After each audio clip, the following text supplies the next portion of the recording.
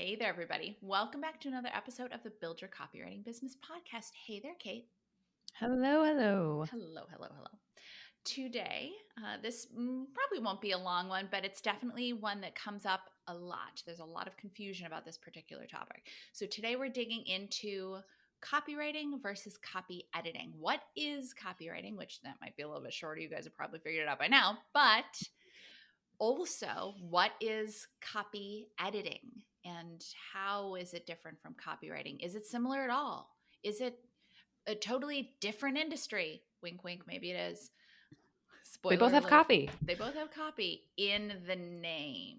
Yes. But so, very quickly, copywriting, again, very quickly, you guys, I'm sure know, We will link to the episode we'll of link to the what is episode. copywriting. Yes, but copywriting is marketing and advertising. It's writing that is designed to persuade and or to sell. Generally, you're trying to get people to take action, which of course is also different from content, which we'll link to that as well, because we do have an episode about that, right? Yeah. Oh, yeah. Content is designed to educate, inspire, or entertain. That's your blog post. But again, copywriting, marketing, advertising writing, generally designed to get people to take action, to persuade them and or to sell.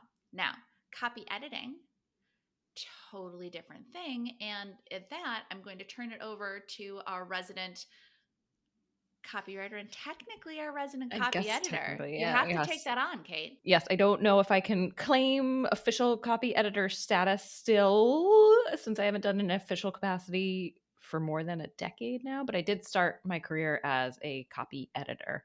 And so I think the best way to distinguish the two is to forget about copy in these names and think of writing, editing.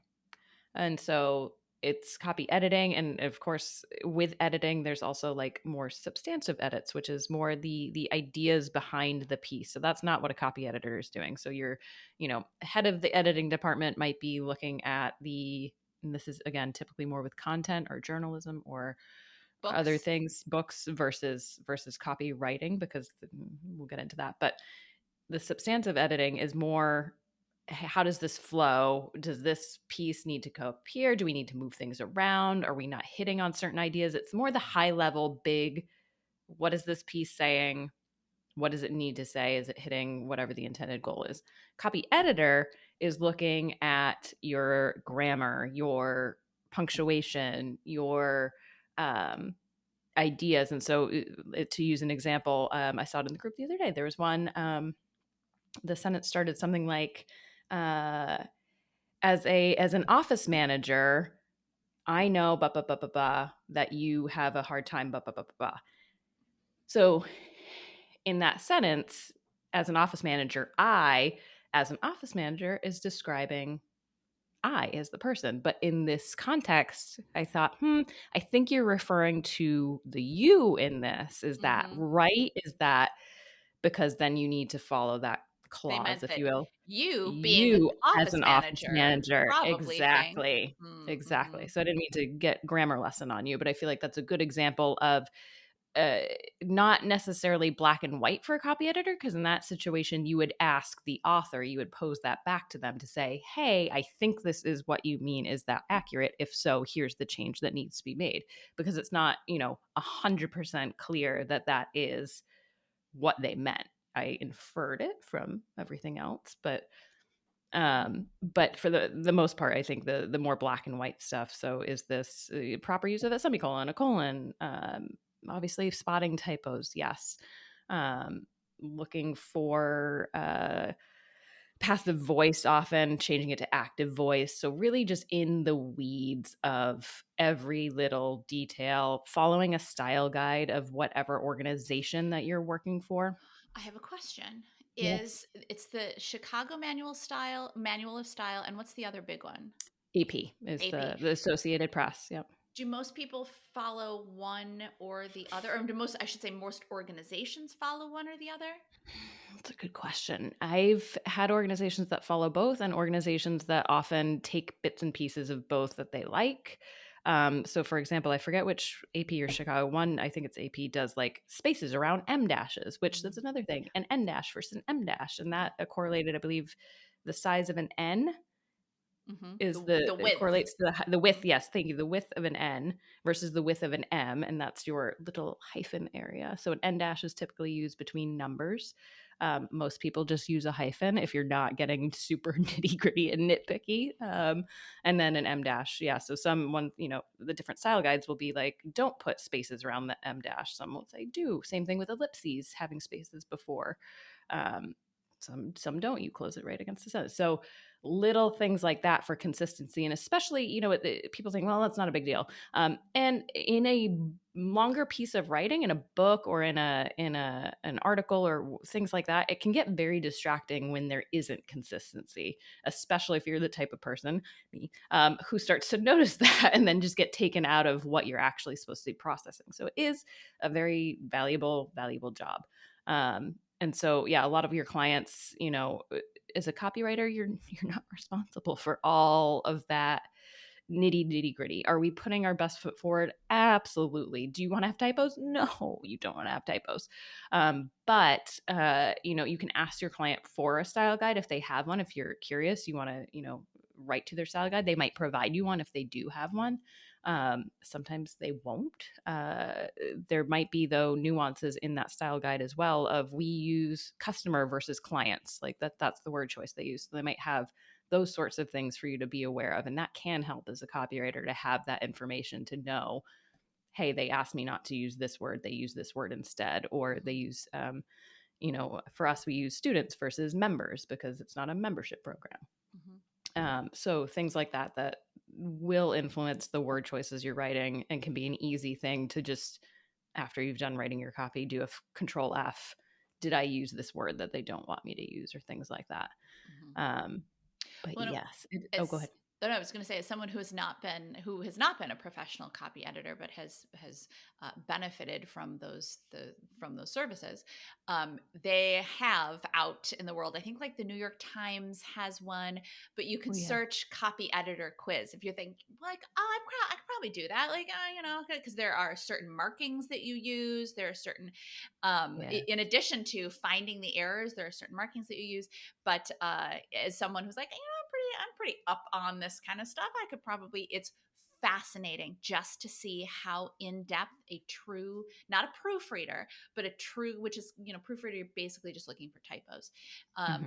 But a true copy editor, to see what level of skill a true copy editor is operating with. And most, if you want to become a copywriter at a company, most of them will have a test that you have to take. Did you have to take a test before you started at Smarter Travel? I did not have to take a test, but I showed them my tests from my copy editing class, and I feel like that was enough. It was a manuscript that we had been given riddled with, every possible error that the teacher could throw in there. And so, yeah, again, with all the markings, so like transpose this because these letters need to be switched, or when you insert a period, you circle the period. There's so many different markings, and how in the margins you also then put things. Anyway, it's not going to get into it because if you're interested in copy editing, highly recommend taking a course to get you up to speed on everything you need to know in that Exactly. field. That was kind of my point, was that sometimes people are like, oh, maybe I'll get into copy editing. But as copywriters, it's the same thing. And again, not to confuse the words, but in the sense that as copywriters, when we talk to people, and as professional copywriters, when we talk to people, they're like, well, I like writing, I should just become a copywriter. And I know all of you guys listening or watching are going, no, it's totally, you need training to become a copywriter. And a copy editor, again, forgetting that word copy, because I know that can get confusing, but you need training to be a copy editor. You can't just like kind of wing it. And honestly, in some ways, because it is more black and white than copywriting, there's there's right and wrong with it. There's a rule book, you're following a style guide. How should this title be capitalized? How do we treat the title with someone's names that come before it, if it comes after, and how that's different? There's rules you follow. So if you're not catching everything in something and you provide it to a client, they're, even if they don't have copy editing training, they're going to know, though, if something, because people write in, people like, I'm sure the New York Times gets comments all the time with people finding errors in their work. And so people are going to notice. And so if you are the one saying I'm a copy editor and not able to do everything that that job entails, it's not going to work out in the long run, is all that's to say. Mhm. So getting the training so that you can Mhm. do the best work, as with anything. Yeah.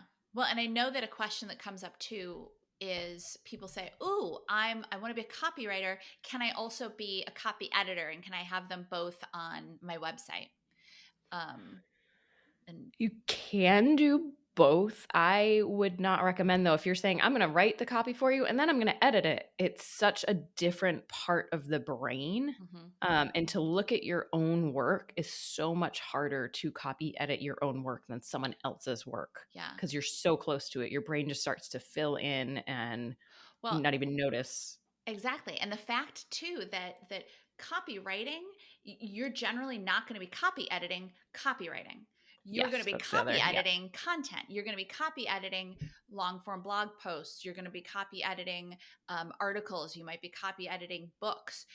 Copywriting, you're not doing that same kind of work. So the client that's coming to you for copy Yeah. editing is not going to be the same client that's coming to you for copywriting. So if you Yeah. try to combine those on your website, I was going to say, you need two different websites if you're going to do both. exactly, If you exactly. want to do both. Hmm. Obviously, it's your business, your an option, but I think it goes back to, and we can link to this episode too. If we talked about keeping focused on what your goal is, and so I think a lot of people think, well, if I offer more services, these seem like they naturally combine. If I offer them both, I can, you know.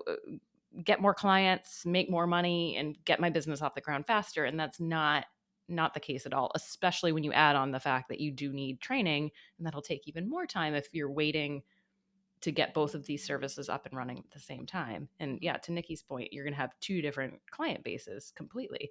The person that needs an email written is not the same person that needs, a 50-page ebook necessarily copy edited. Um, Obviously, as you're working with clients and you find that need, sure, you can, hey, point them to your other site for that specific work. But Hmm. it's and again, it's such a different part of the brain, and it's so I want to say it, like, it's because it's black and white, it almost has that more analytical quality to it versus copywriting being much more creative. And when we say creative, I always like to caveat, doesn't mean you have to be super clever and witty and funny and all of that. It's just more, what's my concept for this piece? I could go this direction. Here's the big benefit, and here's how I could phrase that. CCA students know from the Appleberry Farms concepting exercise, like, there's a lot of directions you can go with that. And so that's very different than, this is right, this is wrong, this follows the style guide, this doesn't follow the style guide. um, and so I find, I mean, yes, I've done both, but the pressure with copyediting, I always like to call it, like, you're like the goalkeeper. It's the one of the last steps, and you are finding all of this stuff often before things go to print. Never mind digital, you can make a change and it's updated on the internet in seconds. If you're doing it for print pieces, it's like, oh boy, it's on you if the mistake gets through. It's a different feel. It's a Hmm. different, I want to say, it usually attracts two different types of people. And I'm like, here I am doing both. But that's why I moved to Well, you copy edit or did writing. And I was both. like, oh, Yeah. this is because I didn't know about copywriting. I only knew about copywriting because I was fortunate at the business that I was a copy editor at. I learned about copywriting. And so that was like, oh yes, this is more what I want to do. This is where my creative writing degree helps. Like, editing was great. It got me started in the field, but oh man, it's an intense profession, is all that's to say. Hmm. Yeah, it really is fascinating. And again, even if you have no intention of becoming a copy editor, just if you're curious, go look up one of those. I'm curious now, yeah, I because know, I'd right? probably fail it, You honestly. would. And actually, maybe we can find the link and put it in the show notes. And Yeah. I'll tell you my um, results if I do it. I will not. Nobody needs to know. But so in a nutshell, two they sound so similar, which I know is very confusing. Um, Well, and but especially when you're like, I want my copywriting to be clean and error-free, and a lot of us are like, we pay attention to detail. Yes, but Mhm. not to the extent Yeah, that this profession does. I can promise you. exactly. They're two very, very different professions. But the good news is now you know. Yeah. And now you can move forward making educated choices about copy editing versus copywriting. And so with that, we'll catch you guys in the next episode. Bye, everybody. Like what you heard? Hit subscribe so you never miss a video. And if you're ready to take the first step toward becoming a copywriter yourself, sign up for a free video training right here.